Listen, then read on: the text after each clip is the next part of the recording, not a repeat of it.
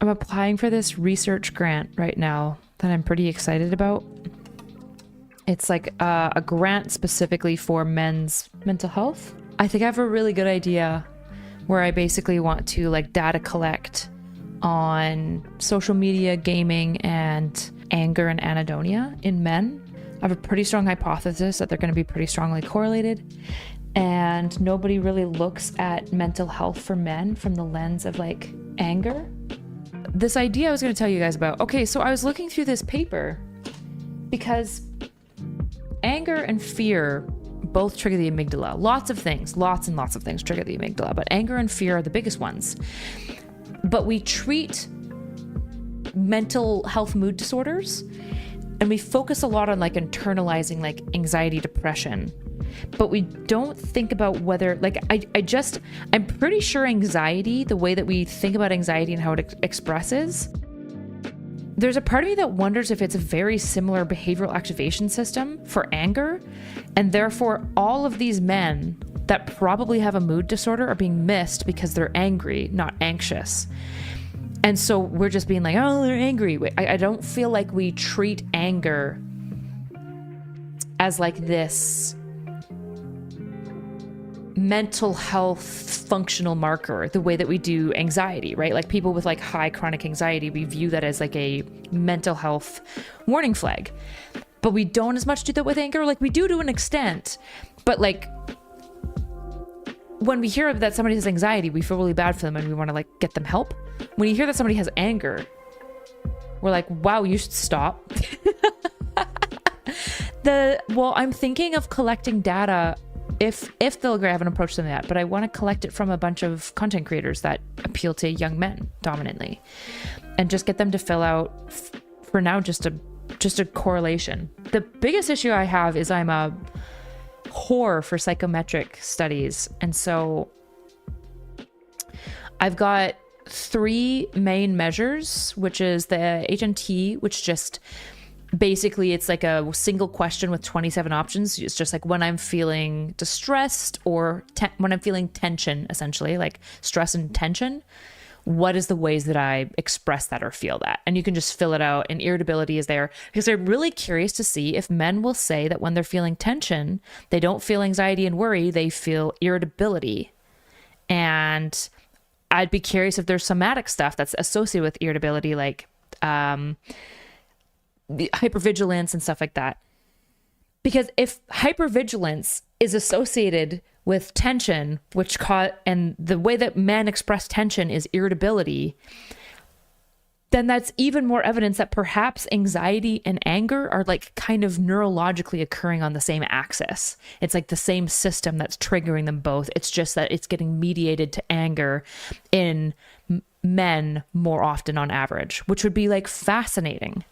I could be wrong. It's just kind of my speculation. I've been looking into a bunch of data on this recently, and like when you like dig down into like what is anxiety and why we determine it the way that it is, it's not that it's meaningless. It's a collection of common symptomology. The problem is that it's typically women that express this at like a 2, sometimes 3 to 1 rate of mood disorders amongst women.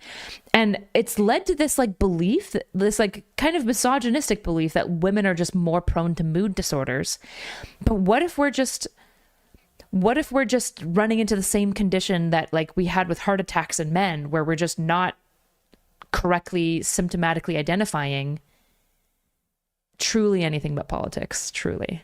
What if we're just not accurately identifying what mood disorders look like in men? Like what if mood disorders have this similar axis of, you know, overreaction within the emotional centers of our system, but in women on average it's typically expressed as like anxiety or depression, but in men it's expressed as like anger and loss of pleasure. And irritability is included as part of the anxiety disorder, but typically when we're thinking about anxiety, we're not thinking about irritability.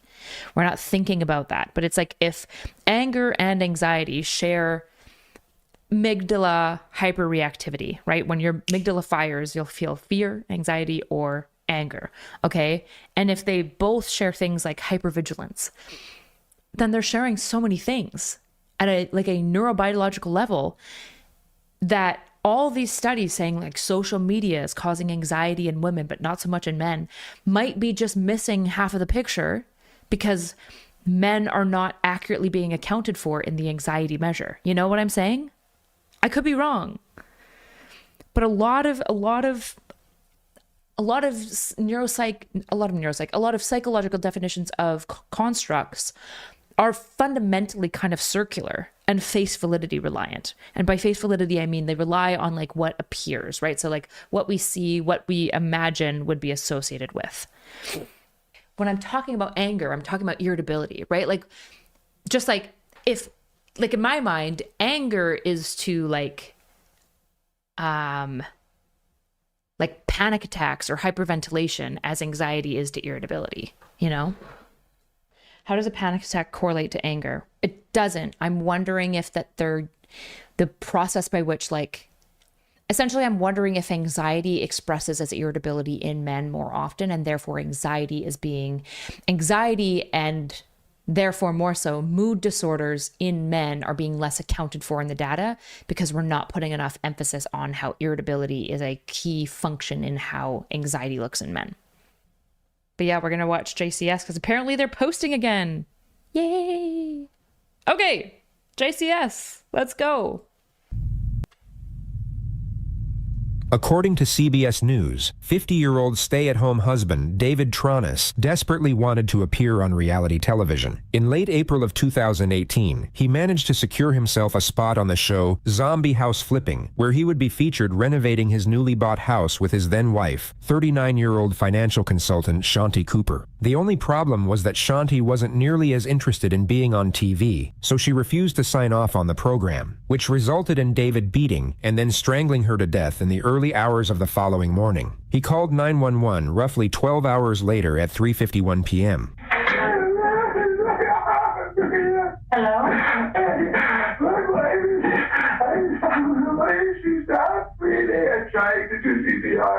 Okay, listen to me.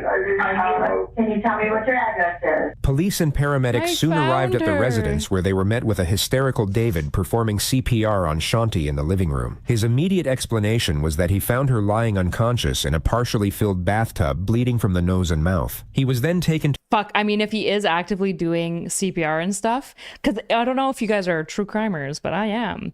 There is definitely people who, like, when they murder somebody, especially, like, not in, like, a moment of passion and rage, but, like, very premeditated, where they'll, like, claim that they're doing CPR, but they don't actually, because they obviously don't want the person to live. So the fact that he was doing it makes me suspect that he, like, blew his lid, was abusive and killed her, and then immediately panicked because he's like, I didn't mean to. And it's like, bro, the police station as a witness, where they swapped out his blood-stained clothing for a custody suit. He was also given a water, a blanket, and a box of tissues, then taken to room 6, where he was reassured that someone would be right with him to answer his questions, which wasn't entirely true. He was left in there by himself for 4 hours and 9 minutes before he knocked on the 4 hours, damn. door to use the bathroom. Yes, sir. I'm sorry to bother you. May I go to what's the up? bathroom? Yeah, absolutely. Thank you. It wouldn't take a genius to recognize that David's behavior is already suspicious. Ask yourself if you'd be acting like this in the scenario he's claiming to be in. You find your significant other unresponsive in a bathtub. Then police leave you in a cold room for 4 hours without telling you anything. You might just ask someone, what the hell is going on? Seriously. He knows. He knows. He knows. Which also makes me suspect it wasn't overly premeditated. It was like a rage. Like basically he flew into a rage. Which I wouldn't be surprised to find out is most cases of like domestic murder is like the I'm an abusive person and now I've flown into a rage and I kill my partner because I'm a man and I am significantly stronger than her. Because I feel like if you had premeditated this, you would have thought a bit more about your story and you'd be thinking more about how to act and stuff. Or what the Or he's really stupid. status of your wife is, and you probably wouldn't be all that polite and apologetic for just trying to use the bathroom. He returns from the bathroom and sits there for another 3 minutes. The detectives will now enter the room to commence the interrogation. The time is 9:08 p.m. Hey. I'm Detective Sprague. Can I get your first name? First name is David. David? Okay. We're gonna grab another chair. Okay. Did you need something? I was just asking for a bottle of water. Okay, we can grab you. Thank you. Have you been to the restroom? I just want. You just want? Okay. How about anything else? Anything else? I'm starving, a cracker or just something. You would just need with some both. salt, right? Did you eat lunch? I did not eat lunch. Don't be fooled by the detective's disposition. They're already certain She's that David has good. committed either I love watching good detectives interrogate perps. Oh, it's so interesting. I love good detectives. I was a little surprised that JCS took down their AI video, then released the new video. And it had nothing to do with the AI case. Oh, I didn't know anything about that. Are you trolling me? Fuck. You're new enough that I don't know if you're trolling me with that statement. or second-degree murder, but they don't Like the new, like the style, like the sophisticated interrogator who's like rapport. I don't know if you guys ever saw, I don't know if it was JCS or somebody else, it was probably JCS, but there's this one interrogator that gets this guy to not only admit to a murder, but admit to multiple other murders because she's so good at rapport. And trust building and like making him feel like safe or whatever. And he just like spills everything and convinces him essentially that he needs to come clean. It is like some of the most masterful interrogation work I've ever seen. It's so good. And then when I like watch an interrogator that like freaks out and gets super angry, I don't know anything about the read technique. Hold on. So no thoughts at this point in time. Police interrogation method that involves a non-accusatory interview followed by a more confrontational interrogation aimed to elicit confessions.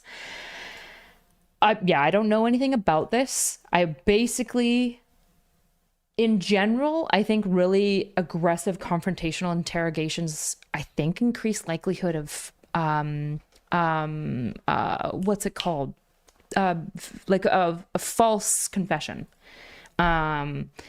Which is really bad. It's another reason why, for example, you can't keep a client a perp. Sorry, you could tell which world I come from. You can't keep a perp in questioning for like 20 plus hours because that's also like very likely to lead to false confessions because they're just trying to get out. I was listening to some podcast earlier, and the guy's defense for beating his wife to death is that he was actually drunkenly carrying her upstairs and just accidentally kept dropping her. Ew. I mean, look, let's say this from the beginning. No one is going to be shocked to find out that the ragehead who, in his rage at his wife, kills her is a giant fucking piece of shit. Nobody's going to be shocked to find out about that at all. It's usually like the good cop versus bad cop. I don't know. I'd have to see evidence. I don't know anything about interrogation techniques, to be clear. That's like super not in my wheelhouse. Just so you guys remember, the things that were like in my like academic wheelhouse is like forensic assessment. So like after somebody's done the crime, been convicted, figuring out likelihood of recidivism and things like that. And I hadn't done a ton of forensic training before I like left school to pursue this bullshit. So yeah, although maybe I should undo that. I think if I get this grant and do this research, that would be a really easy way back into school. Be nice to kind of pick up school again. I don't know, I think Bill Burr has a great take. Bill Burr has all of the takes.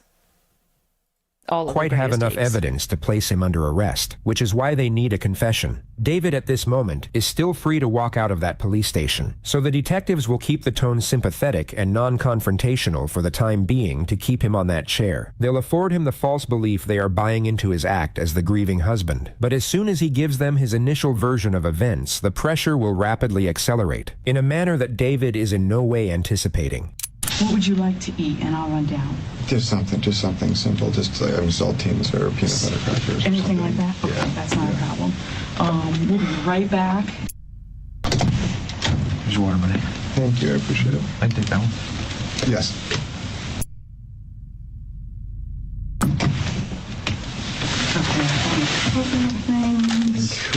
Okay, is that good?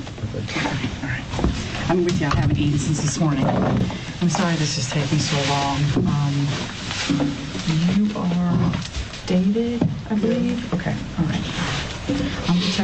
Teresa Sprague, and this is Detective Barb McClelland. First of all, on behalf of the Atlanta Police Department, we want to say how sorry we are for your loss. So this is the first, out of a total 11, of David's fake cries. Their intensity level will peak about halfway through this video, during some of the more embarrassing performances. One of the things that I wish JCF wouldn't do is I feel like he tells you ahead of time if it's like performative and stuff. Whereas I feel like before, maybe it's a different channel that does this, they kind of let you be unsure at first, and then as it goes along it outlines the fake stuff and it'll even like go back and stuff, just because I love watching this, especially in like trying to speculate yourself and see how much you're projecting yourself onto these situations and like what's performative and what's not and stuff like that, especially because it's like even guilty people will cry. It's just sometimes they often cry for the wrong reasons, right? Like if somebody just murdered his wife, he might cry because he knows that he's going to jail. And he's like terrified of that versus being sad about his wife. Or if he killed her in a fit of passion, he might be crying because he know he fucked up and he is sad that he killed her and is terrified that he's going to go to jail, et cetera, you know, et cetera, et cetera, et cetera. So it's like, it's so hard to know. Yeah, I don't always love when things get labeled, but I'm going to give JCS the benefit of the doubt because this channel is really solid. You're ever likely to witness on the internet. But from that moment on, you'll notice these acts steadily diminish, as the detective makes it more and more abundantly obvious that she knows he's lying. David, and also for everything that you're going through. Okay, yeah, that looks very fuck, I'm not gonna lie. For you, okay? They start by collecting David's basic information. Okay, blonde or brown hair? Blue. Okay. Hazel eyes, maybe? I'll take hazel. Blue, hazel, okay. They're dirty blue. Yeah. Okay. Is there a home? Dirty blue. There is. Okay. I can't remember the last 4 digits. What is dirty blue?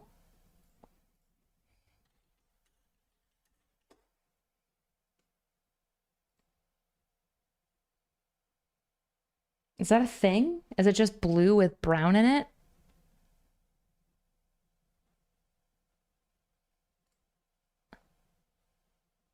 I don't know if this is a thing. I feel like this is a made up thing.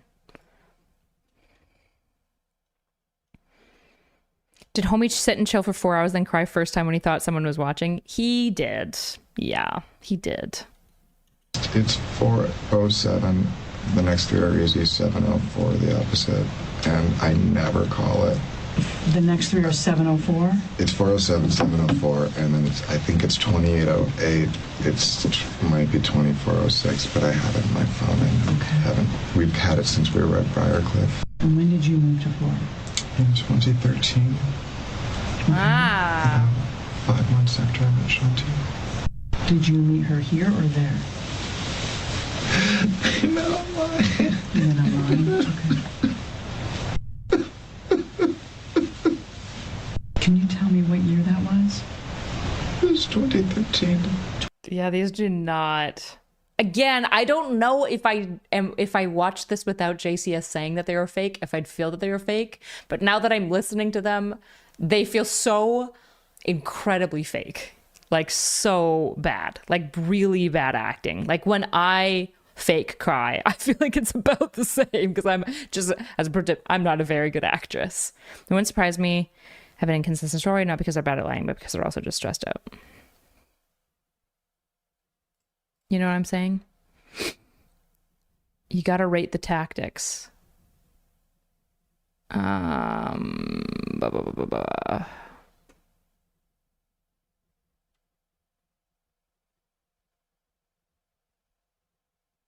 Oh, Eric and Ryan are just debating something else. I was so confused.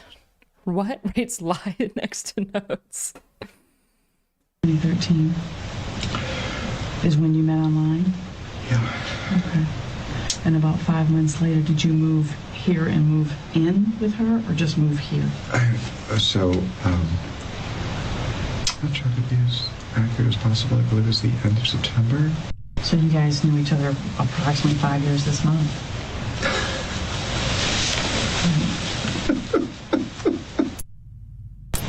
I've never been more in love. We were so happy. Okay. If if you don't, I know you've probably never been through anything like this in your life, okay? And I'm going to help you get... It's just, it's specifically the like Hollywood, poor Hollywood, like, I've been so happy.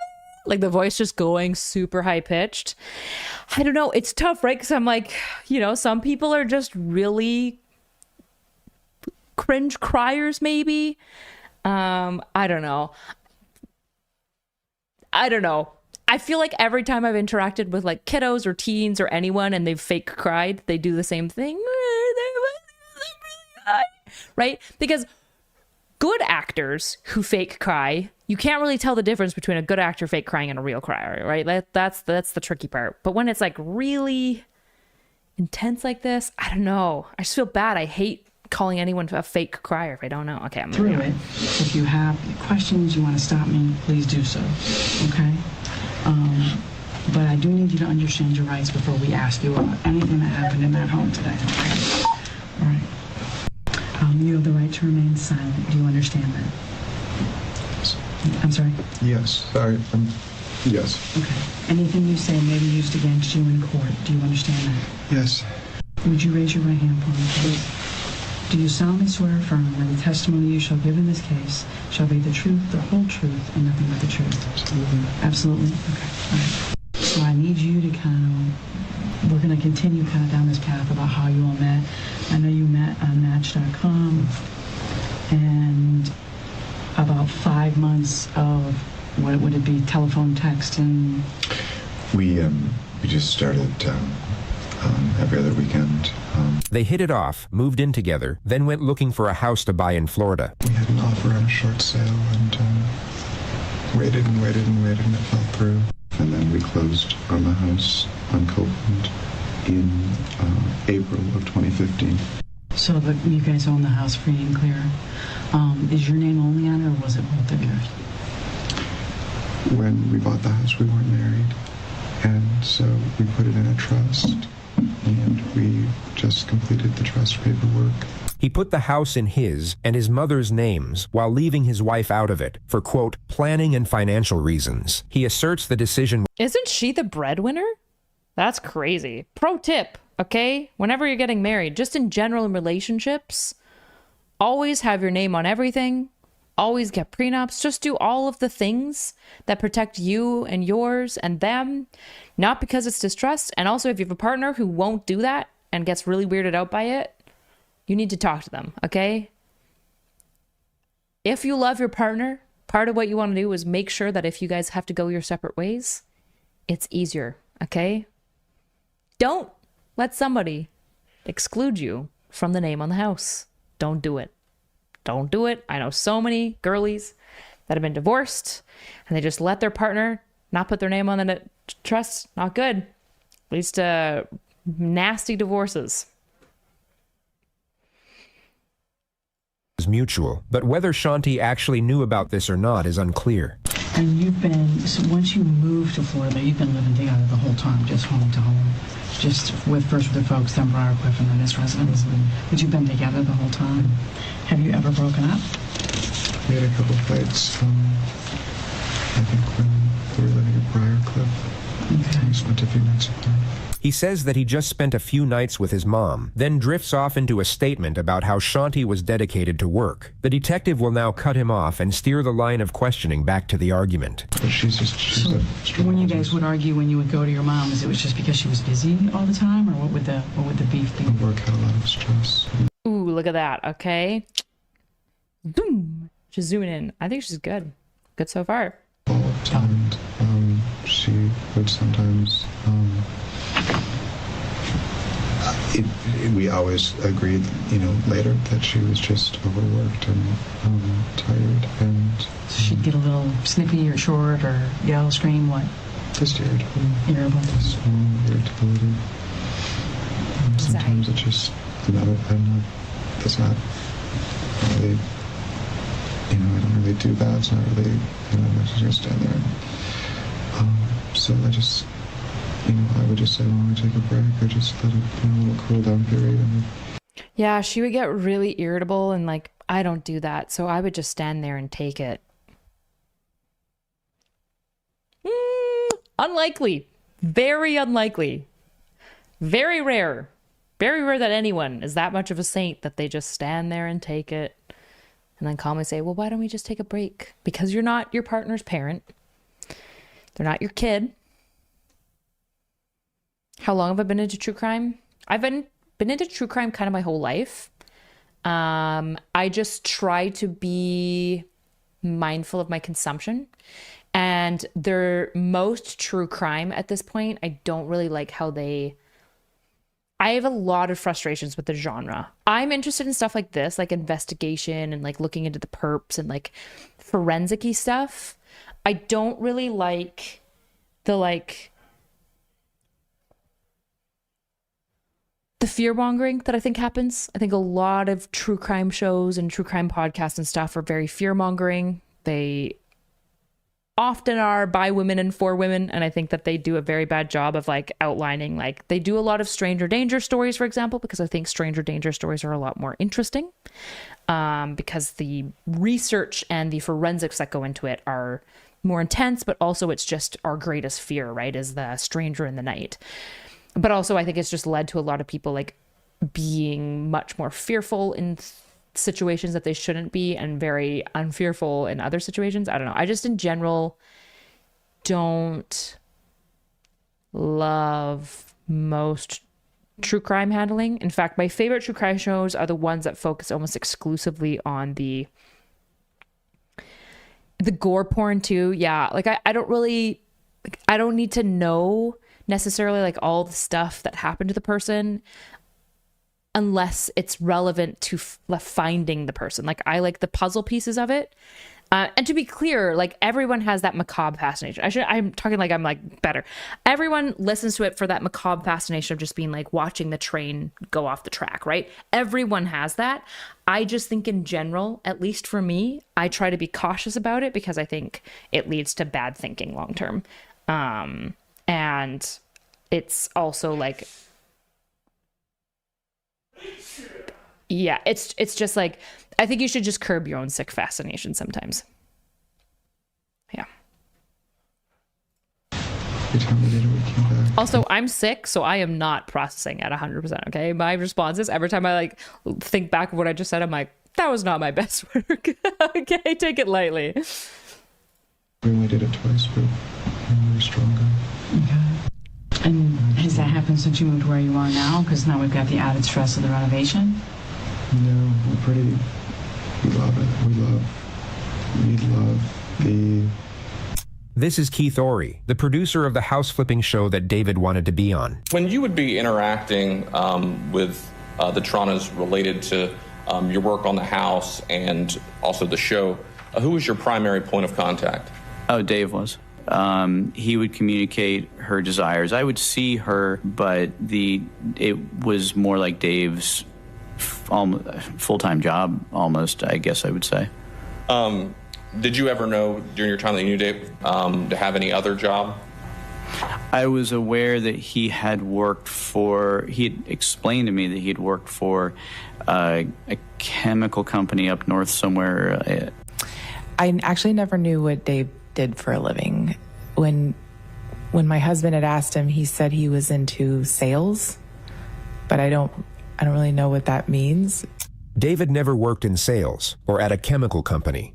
You're now about to see Keith explain that he insisted on having a formal sit-down with Shanti to make sure that she was fully on board. It was difficult to get them both together, but I explained ultimately that we couldn't go forward if I wasn't able to sit down with them both. Ultimately, you're able to get this sit-down scheduled. Tell the jury about that meeting. I arrived at the house to meet Dave and Shanti, and she was... by my estimation, unhappy to be there. And it was in a sort of a tense state. It was obvious that she was unhappy with something, and she was only there as long as she absolutely had to be, and then left. This all occurred 6 days before Shanti was murdered. 6 days. Holy shit. No, we love it. We love it. Yeah, both of us just I don't get it. Why are you gonna lie about this? You know this is gonna come up. You know they're gonna check. If you knew that your wife fucking hated it, why would you lie? Why would you? This is why I'm saying this guy, I don't know how premeditated he was. I think he was just like an impulsive, angry asshole.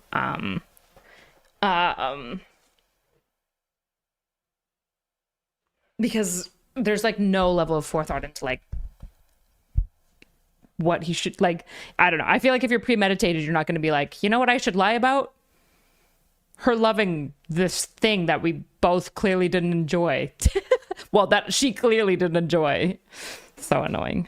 Stupid. I mean, on the plus side, stupid perps are probably easier to catch, which is good.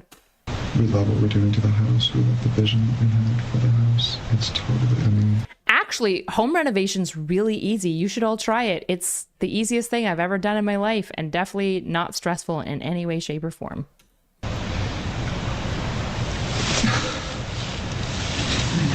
She wanted divorce, but she wanted so bad. It made me happy. It made her happy. It was a thing that we did together. Mm-hmm. She wanted to quit her job when we got the house done, or just kind of, you know, slowly phase out of it. She thought, you know, a couple of times that she would really need to take a break and definitely slow down and definitely not add a whole lot more work. But she could do more if she wanted to. I'm sorry, I can't talk about it any faster. That's fine.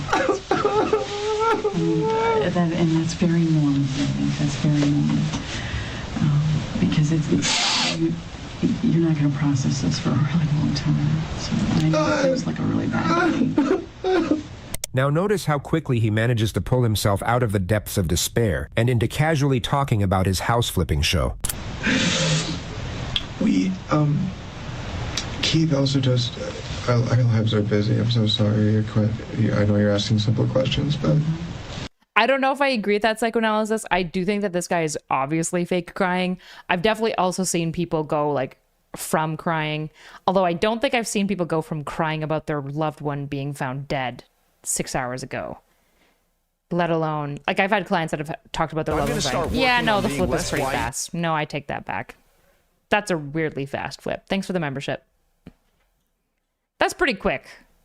Like, I'm trying to think about like clients that I've had who have had like loved ones die even like a while ago, and when they like start crying about it and stuff, they don't just like flip to being like, anyways, this show that I'm really excited about. Keith does a TV show. Keith, the guy you mentioned, Ori. Okay. It's called Zombie House Flipping.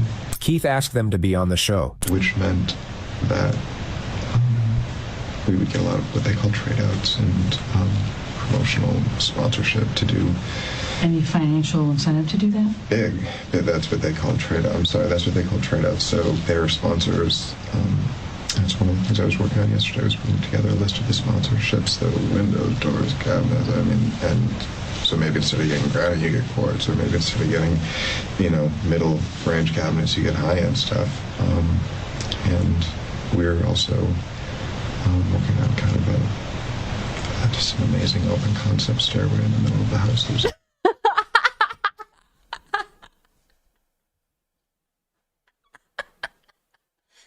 My wife just died. Anyways, we're working on this amazing open concept stairway. We're gonna get like, you know, we were thinking mid-lining cabinets, but then we realized that if we got sponsors, we could get high-end cabinets. And I'm just so excited because it's all gonna go up to this beautiful loft and we're gonna have plants. But anyways, it was really sad that my wife died 6 hours ago. Imagine your wife died 6 hours ago and you're not guilty, and you have a lot more to say about the amazing open concept stairway that goes to the loft than you do about her. Crazy. Why am I getting gay vibes off this dude? Probably just because he has a more like tenor, femmy kind of voice. He might unironically be like pitching up his voice as well. I don't know. It's hard to say because we have no baseline for him, right? And the killer is out there. True, and the killer is out there. And you're like, but guys, the amazing open concept stairway. And so they come in and start filming? Mm-hmm. Would they film you all or just the work? No. Yeah, it's just the house. They're the stars. pay no attention to David's no. He fully understood that he would be featured prominently on the show as the main builder construction guy. The so-called stars he's talking about are the hosts. The detective will now establish a timeline. So when she comes home Sunday, it's you, Jackson, and Shanti, and you just stay at home and have is it a pool get together? We only have them every other Sunday. It's our family day, and we do like to have an early meal and watch a movie. So, do you recall Sunday night of Bob Real killer as the floor plan.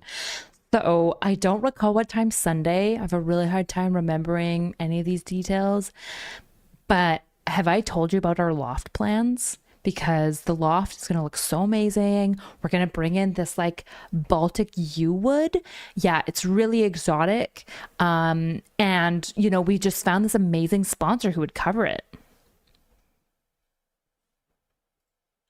He goes to sleep since you're all We go to the bed same. early on school nights, so 8:30 we're winding down. 9 o'clock lights are low. Shanti's son gets picked up the next day at around 5 p.m. 5 p.m.-ish, okay. All right, and then do you guys go anywhere, do anything, or you stay at home? We made dinner together that night. So that would have been Monday night. Did you watch TV? We did. Any idea what? American Idol. Okay, so you wake up Tuesday morning and you're in the garage on the couch? I usually wait for her to come down. She came down after 7 o'clock, probably almost 7:30. Shanti went back upstairs and David started doing chores around the house. He's now about to mention the last time he supposedly saw Shanti alive, and then break into another fake hysteric. Yet this time, he will get no reassuring feedback from the detective, and the charade will rapidly dissipate. Just normal routine. And she came down again. That's how I saw it. She came down again, and what happened? Came down. And I've thought about it. I've tried to think exactly what time it is, but I don't know exactly. I would say probably Ever Heard was so much better than this. Come on. 9:15. And the reason I know that is She said she was going to the dentist, and he said he was going for a walk. He now attempts another fake cry, but gets ignored again. And Did you take the dogs for a walk? I went for a walk By yourself? by myself. And where'd you go? She doesn't give a fuck. She's not, doesn't give a fuck about him crying. Is she matching? She's really good because she's just keeping like positive light rapport. Like she's just staying really calm and positive as he's giving the information, and she's staying really, really neutral, right? My understanding, especially like the limited conversations, still better than Gal Gadot.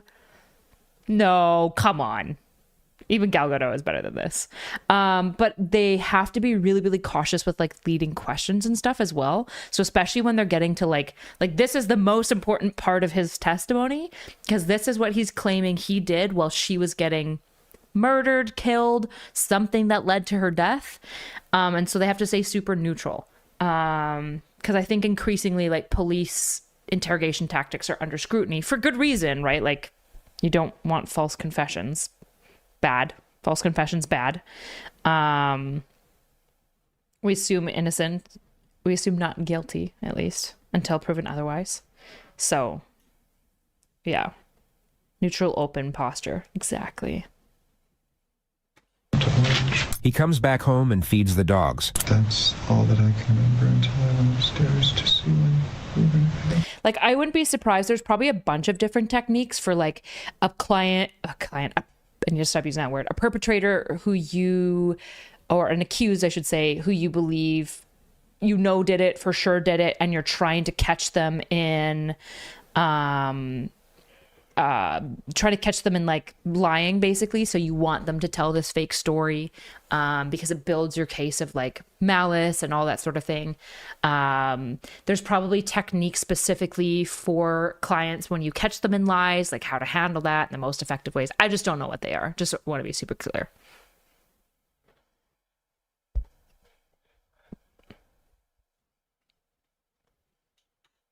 So, That's a really random comment, Sam. And what happens when you enter the home? Is anything unusual? Suspect. When you enter Thank the you. garage apartment? so I could hear the water is running, but it's not running.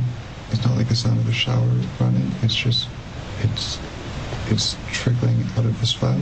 Okay, and so you walk toward the water that you're hearing? Yeah, walking in the bathroom. Okay. Just in case you didn't catch the passive-aggressive nature of that response, here it is again without subtitles. So you walk toward the water that you're hearing? Yeah, walking in the bathroom. Okay. Just look at David's face.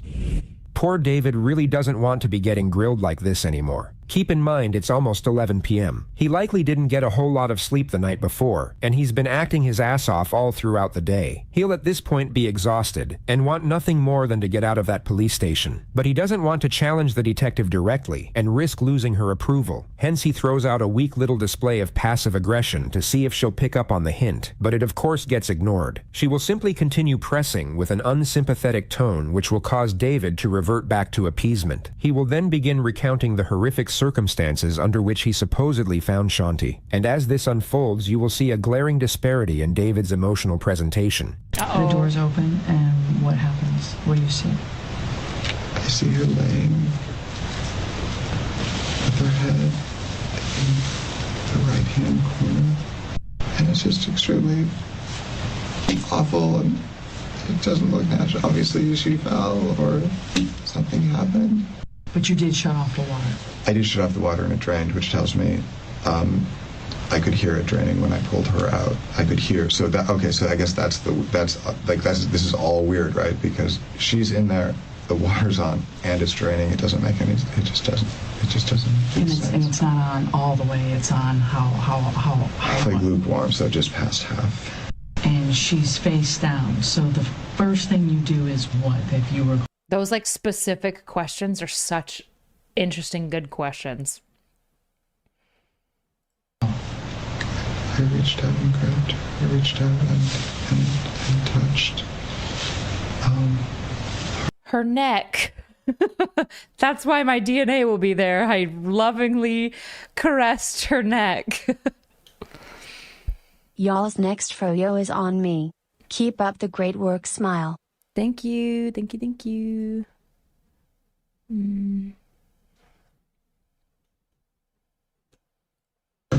right arm. The water is rose colored, so there's blood in the water itself. I can see a spot of blood. And you pull her by her arms?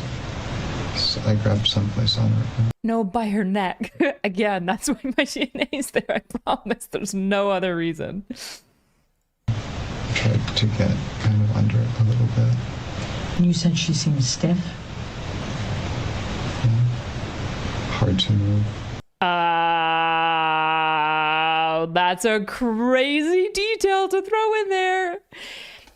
You said she's got a little bit of stiffness. Yeah, her rigor mortis had definitely already set in. Great. So now you're just establishing some level of a time of death that probably won't line up to anything that they find. Bro. This guy is rough. This guy is a loser.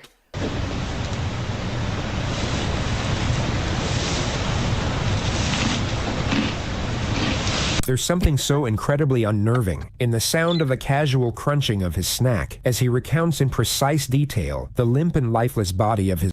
That is a crazy thing to do. Like, yeah, I grabbed her body and I dragged her. Again, this is like he's claiming like hours ago, 4 hours ago. His wife just died. Like, crazy. Crazy.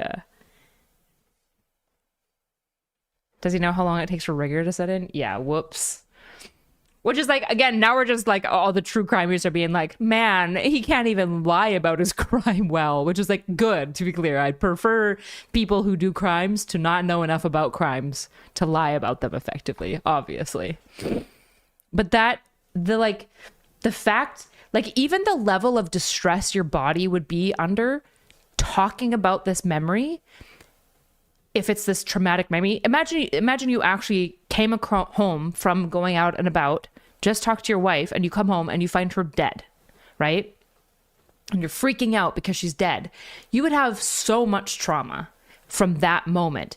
But he's calm enough that he's like eating, right? Because he's not traumatized by this memory, because it's not a real memory that he's describing here right now. He's making this all up as he goes. Like, his stress system should be so high that his gut is clenched. He has no like desire for like food, but he's actually relaxing because of the positive rapport, because she's made him feel really comfortable, which is why there's like all these like weird behaviors, like eating food. I'm shocked he's not stressed just from the fact that he's lying so much and murdered his wife. So we'll spare you the rest of it. I had to pull her and turn her a couple of times. Then she felt cold. You asked how she felt. She felt cold. She felt cold. I grabbed the, You grabbed the what? He didn't say how long. I don't think he established how long. Because remember, JCS isn't interested in like the whole, he doesn't go into the whole thing. He looks exclusively at the behavior of an interrogation. We had, when we did the bedding, we took the mattress cover off to wash it. The detective asks David to draw a map for the purpose of illustrating the timeline of his movements. She will now shift the line of questioning and begin to gradually intensify the pressure. When was the last time the two of you argued? Ooh, big pause there. Very briefly on Saturday, right before we left. The argument was over the renovation. David likely admitted to this because Shanti's son was there for it. The upstairs floor was very wavy, and the point of contention probably was, do we tear all of that out and put in new structure and trusses so we have a perfectly flat floor and then a perfectly flat ceiling? But I don't think it's an argument if Shanti and I are both on the same page and we're both just in agreement and upset reasonably and justifiably upset that it's taking longer. Shanti and I aren't fighting about it. Mm-hmm. We're both upset about the same thing. Does she feel as though you... Yeah, our last fight was on Saturday, but like we were not fighting at each other. We weren't mad at each other. We were both mutually upset about the duration of time the renovation was taking. We definitely weren't fighting about the renovation or fighting at each other. Like, bro, come on. Normal people fight. Non-wife killing people will fight with their wife. Don't listen to her? No, I don't think so. She knows I listen. Has any fight ever turned? She's never felt that I definitely listen. Like, this guy is he's so delusional. He's so in his own little world that he's literally too stupid to realize as the guilty offender that he shouldn't be painting himself as perfect. That like innocent people, for example, don't just like paint themselves as perfect people. They're often willing to acknowledge like errors and flaws that they've made. Anybody who's being like, oh, I'm perfect is crazy. She knows I listen. All right. Valdiv, imagine it's 2025 and you're still sexualizing Kylo when you could be sexualizing Shadowheart. Everyone knows elves are the best. Cock slevs. Wow. Well, thanks for the 10, I guess. There's apparently somebody has recently told me that there's like a Discord dedicated to my not safe for work, but I don't make not safe for work. So it's just like the crappy photos on my Patreon that are like me fully clothed. It's just like me riding horses or doing cosplay. Physical between the two of you? No. Okay. Has she ever hurt you, hit you, struck you, threw anything at you? No. No. Have you ever harmed her physically? No. David continues to pretend that he doesn't notice the accusatory nature of the questioning, so the detective will now intensify the pressure to a significant degree. She seems to shed. Her injuries to me, David, seem really significant. more significant than from a soft tissue fall. More significant than from... I might just quickly pause. I'm just going to look up this case. What did you say? It's David and Shanti murder, Florida. Just going to pull this away just in case anything like problematic comes up.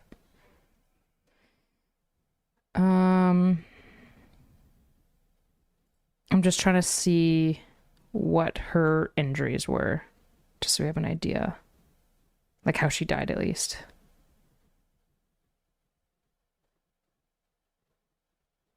At the crime, ooh, here's some interesting details to add to David. So he called the police, claiming that she was found unconscious. At the crime scene, her $15,000 diamond engagement ring was missing from her hand to give the appearance of robbery, but no other valuables were stolen. Which, again, David, if you're trying to fake a crime scene of robbery, they wouldn't just take one ring, obviously.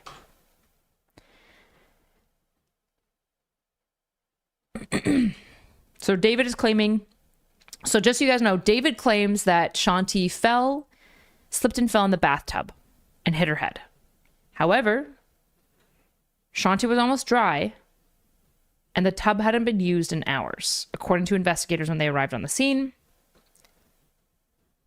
she was killed by blunt force trauma to the head and strangulation. I don't know about you, but usually when you fall in the bathtub, you do not get strangled by the bathtub. Not any bathtubs I've been in.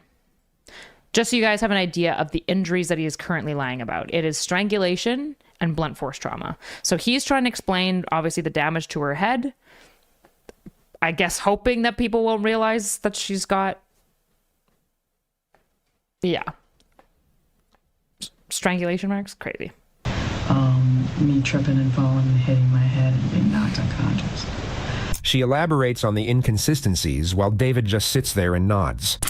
The issue I'm having with is I absolutely think that she was deceased before you left to go to the park. She repeats what she said a few more times, while David just keeps doing what he's doing. Okay, so I think that you've told us a significant amount of information. You've been very cooperative. But I also think that you've left some stuff out. And I think you've left some stuff out that is maybe something got out of hand, maybe you didn't mean for it to happen, maybe you got upset, but there's something that happened between the two of you before you left that house. Because she was deceased, or on her way to being deceased, before you left that house. Now, if there's an explanation... Wait, so he killed her, leaves the house to go on a walk to form his alibi, then comes home to claim that he found her dead, which is why he's trying to claim the rigor mortis, because he's thinking he's trying to account for time, probably because he has no idea how long it sets in. You're a good guy. Sometimes things get out of hand. I mean, yeah, of course she's going to say that. That's like how you build rapport and get them to admit to more. There is like historical examples of people basically being like, I know you probably didn't mean it. I know that you meaned well. And like, there's like that classic case of the woman who like used that type of investigation technique the whole time and got him to not only like reveal where his kidnapped victim currently was and his like murder victims, but reveal also like multiple other murder victims, and like closed multiple cold cases. So, yeah. I want to hear it. I told you everything. But you've left out something, David, because this woman has significant injuries. Okay, this is not from a fall. Did you harm Shanti in any way? Absolutely not. Did you choke her? Absolutely not. Did you strangle her? Without question, no. Did you beat her? No. Did you hit her with anything? Absolutely not. Okay. Do you have injuries? I do not. I do have some scratches from the bromeliads and from the bougainvillea. Okay. I Uh-oh. can trim them myself. Aside from the scratches I do trim them myself. from his plants, David had no injuries that could indicate a struggle. But this might explain why. You noticed a single earring on the nightstand? A single what? A single diamond earring on the nightstand. Yes. Yeah, what was the significance of that? Looks like she removed it before bed and didn't get a chance to remove the other one. Because you believe that's when the attack occurred. On the edge of the bed, where the blood was found on the side rail, yes. And I think when she turned to take that earring out, she didn't see it coming. Would you mind, just Crazy. for me to be able to That's so scary. say David is a perfect gentleman and is in the clear and did not harm his wife, would you mind taking a polygraph and proving that to us? Absolutely. Okay. Would that be a Absolutely. possibility? Yeah. Okay. All right. The detective asks David if he wants another water, to which he says, sure. So she brings him a water and tells him they'll be right back with a polygraph machine. But instead of coming right back, they leave him in there for just over 2 hours, during which time they decide not to proceed with the polygraph, but simply ramp up the confrontation. I mean, good. I don't think polygraph is polygraph accepted anywhere in the States? It's not in Canada. I don't think it, I doubt it is.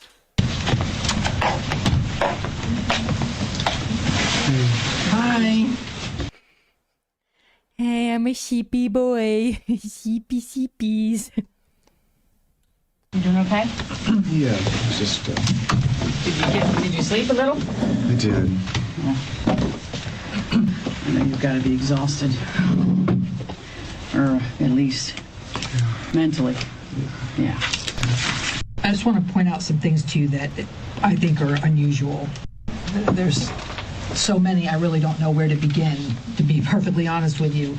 I think that I find that the living arrangement, I find to be completely unusual for you to be primarily living downstairs. I'm not primarily living downstairs. Well, sleeping. What I said is that I sleep down there, but I don't go down there until we're done with dinner, we're done watching TV, or doing what we've done for the evening.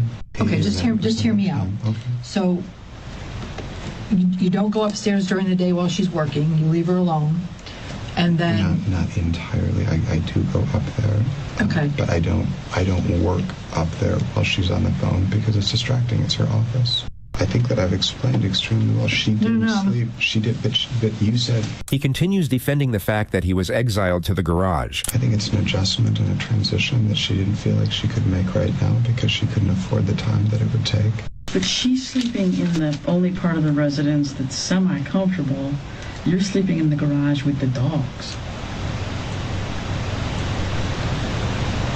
how do you Crazy. He's like, I've got to seem fine with it. He's like, I love the dogs. The dogs are awesome. I was not mad about that at all. I was definitely not mad about that. I love sleeping with the dogs. I'm just a silly little guy. I'm just a chill guy. Okay, wait, he was kind of a little gay-coded. Okay, a little bit. explain this woman's head being swollen, her eyes being black? And would never, ever hurt her. So when you pulled her out of the tub, you agreed with me that the water came out of the tub. There's not a spot of water on the floor, David. Ooh. The carpet isn't wet. David. The carpet isn't wet from where she was pulled out of the bathtub. Not good. Sopping wet all the way around to the front of the couch. The carpet's not wet. There's no blood on the carpet. Ooh. Notice how little David moves compared to the detective. It doesn't correlate with... David's like, damn, I didn't plan for this one. Do we have time dono goals? We do, yeah. We'll do 15 for this next hour. We've already gotten 20 and a 10, so... Oh, that's 4 and 2. So 9. 9 memberships. Oh, and we got 1 membership. So 8 memberships left, and then we'll go on for another hour. anything in particular. It's just sort of interesting to watch. My guess is she wasn't treating you very well.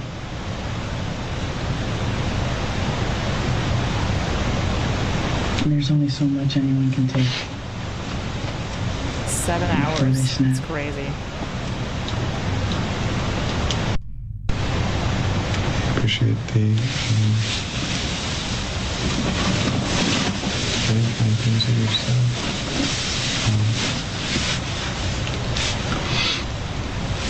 I'm missing what you're saying because of your suit that you're moving, but I'm missing it. It's really loud, but I missed what you said because you talked so loud. Start working on being less white. Thank you for the 5 memberships. Thank you, thank you. 4 more. Thank you, Valdiv.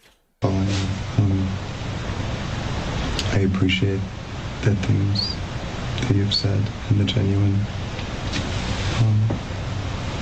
consideration and thoughtfulness behind it. David, you killed this woman.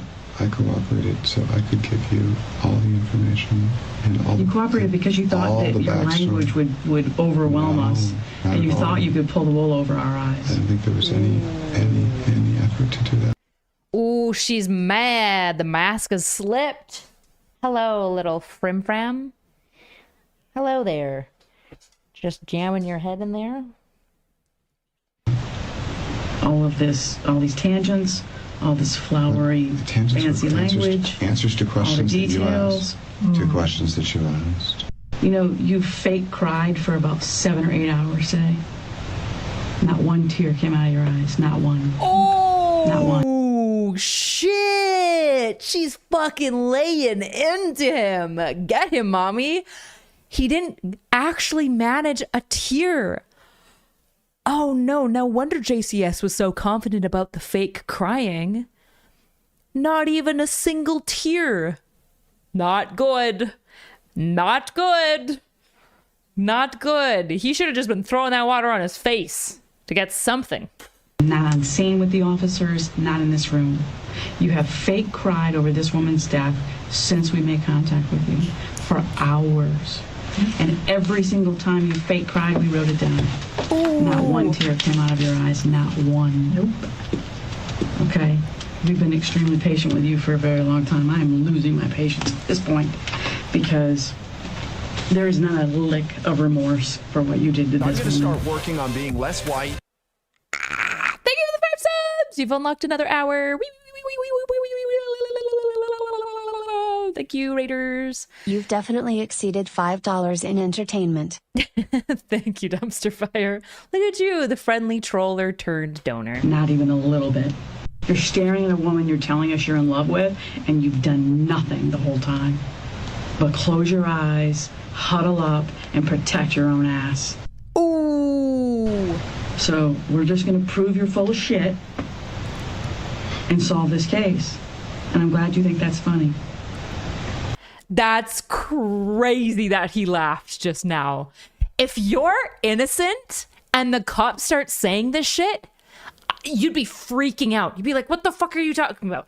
In fact, more often when you see like people get accused and then they get angry, most of the time it's because they're more likely to be innocent. Not always, but I saw this study how when people are accused of the crime in that like direct way by like a police member, if they get really angry and enraged, there's a higher likelihood that they actually are innocent. Not always again. But you'd get mad. If imagine hearing this, your wife has just died and you actually didn't kill her. And they're like, not a single tear. Especially what if you had cried tears? Be like, what the fuck are you talking about? But instead he goes, like he's some Dragon Ball Z supervillain. Like he's in Scooby-Doo and they just took off his mask and they're like, we knew it was never you, Professor McGowan. You're actually a troll, you know? And he's like, you've caught me in my evil plots. Crazy. I'm glad you think that's funny. The investigators would exit the room shortly after this moment, at 4:56 a.m. David would then sit there for a little over 2 hours before finally asking to go home. But before being driven back by one of the officers, they asked him if they could take his photograph. He cheerfully obliged. Judging by his expression, he may have thought he had just gotten away with murder, but a grand jury indicted him 4 months later, and he was arrested at his mother's house. When he was told he was facing life imprisonment and that the evidence against him was overwhelming, he started acting crazy and went for the insanity defense. He was then sent to a maximum security psych unit, where he... Oh no! Mans really thought his acting skills was gonna get him through. Imagine being so conceited. Not only are you a murderer, you're a conceited murderer. Ugh. Garbage person. Spent 5 years before a judge ruled him competent to stand trial. This is what he looked like on the day he was transferred back to jail. His trial began on October 12th and lasted 6 days. He maintained his plea of not guilty, with his official defense being that he was out of the house walking the dogs while an unknown intruder broke in and murdered Shanti. Why has he always got his mouth open? It's always like this. Is that part of the insanity thing? But even when they were interviewing him, he was very like, the whole time. Crazy. Wah wah. You heard about the sleeping arrangement. You heard how the defendant was sleeping in the garage with the dog. Bye, Quan. While Shanti was staying in the essential, one-bedroom apartment, separate and apart from him. And this had been going on, for over a year. This was an intentional killing. A random stranger that comes into a house isn't going to, take the time that it takes to strangle a person, to move them to a tub. Not take anything? Doesn't make any sense. Leave no sign behind, no fingerprints, no DNA? That doesn't make any sense. You have the severe beating of Shanti. You have the injuries to both sides of her face. You have the fractured skull, the swollen shut eye, the damaged eye on the other side. You saw the, intense bruising and bleeding in both sides of her mouth. This was a beating. So at some point in that beating, the defendant, and you can infer this from the... Why? Is he still... No, he's not even going for the insanity plea anymore. Do you think he's trying to play up being insane? Do you think just being locked up in federal prison kind of broke him? Like, what is this expression? He's just holding it. He looks okay with it. I don't know if I'd call that... I don't know if anything about that says, I'm fine, this is fine. The facts intended to cause the death. And he did it with a premeditated design.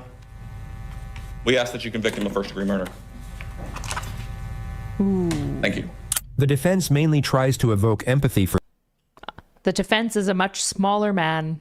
The defendant, but it ends up just roasting the fake crazy out of him. Shanti's the only source of the income. She's the breadwinner. He does nothing other than take care of the pool and the dogs. It's about circumstantial evidence, pure self. Okay, so he was trying to act crazy. Bro. I can't even consistently act crazy for long enough. Position, all steered by Teresa Sprague, who prejudged this case based upon a phone call received from her from an officer at the scene about these crocodile tears. This is just a hunch, ladies and gentlemen. A hunch. If you hear horses, if you hear hooves, think horses, not zebras, sort of thing. Because that's the point. You don't get to fit a square peg in a round hole because it's convenient. And that's what happened here. With the rush to judgment, with the confirmational bias, those two detectives went into a room with David Tronis and worked him over. He sat there for 16 hours, bared his soul to them, literally and figuratively. It's like, yeah, I am a victim. Like, where'd that vacant, dead-eyed look go? He's very alive now. Told them what he knew, told them what he saw. The government's the one spinning here. The government's the one taking the insignificant and stacking them into a pyramid. And I'm confident that after carefully deliberating, that you'll come back and return the only just verdict in this case, and that's a verdict of not guilty. Thank you. Verdict reads, we, the jury, find the defendant guilty of first-degree murder as charged in the indictment.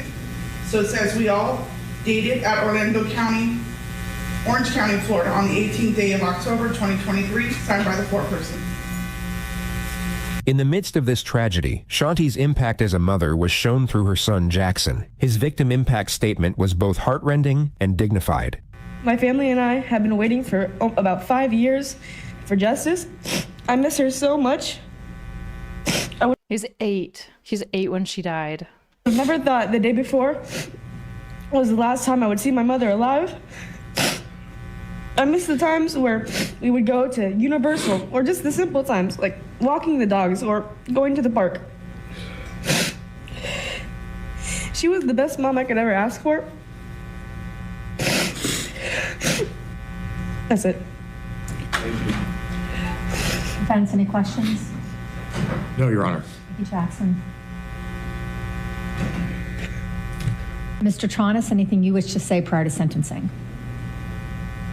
Don't do it. Thank God. I think you just said no, is that right? Okay. Then in this case, the court will adjudicate you guilty. We'll sentence you to life imprisonment. Luck to you, sir. And the court will be in recess.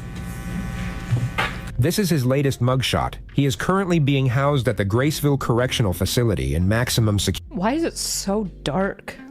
It's like so dark. Where he is expected to remain. Well, rip bozo. The worst part about this is the worst part about true crime, okay? In some podcasts, they'll try to light end with a silver lining. I hate those. I don't even listen to those. But also, there is no happy ending. Somebody's still gone. Another person's just a villain.